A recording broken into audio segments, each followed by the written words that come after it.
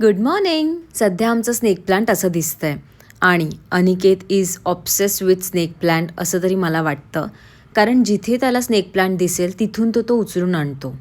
आता या snake प्लांट्सना roots यायला मला पाण्यात ठेवायचं होतं, म्हणून ही सगळी प्रोसेस चालली आहे. आम्ही कोणतीच झाडं नर्सरीमधून आणलेली नाही आहेत आणि मोस्ट ऑफ दी झाडं माझ्या जुन्या घरात जी कामाला यायची ज्योती तिने दिलेली आहेत. आता हे स्नेक प्लांट पाण्यात टाकताना ना, जसं ते मुळापासून आलंय तसंच पाण्यात टाकायचं असतं, पण इथे मी त्यांना कट केलं, त्याच्यामुळे मीच विसरून गेले की वरचा भाग कोणता आणि खालचा कोणता. आणि हा आमचा पिटुकला काहीही करताना नेहमी पायाखाली येऊन ना लुडबुड करत असतो. सगळं बघायचं असतं, काय करते काय नाही.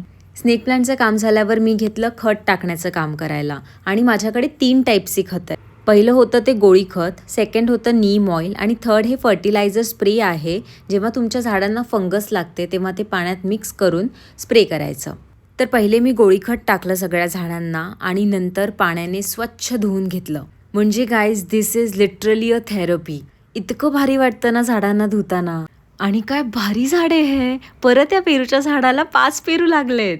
या घरात संध्याकाळ इतकी सुंदर असते ना, कारण रोज आम्हाला हा सनसेट बघायला मिळतो. फक्त इन फ्युचर पुढे काही कन्स्ट्रक्शनचं काम व्हायला नको म्हणजे झालं. आणि जर तुम्ही व्हिडिओ बघत असाल आणि फॉलो नसेल केलं तर प्लीज फॉलो करा. भेटूयात लवकरच नवीन व्लॉगमध्ये. तोपर्यंत बाय.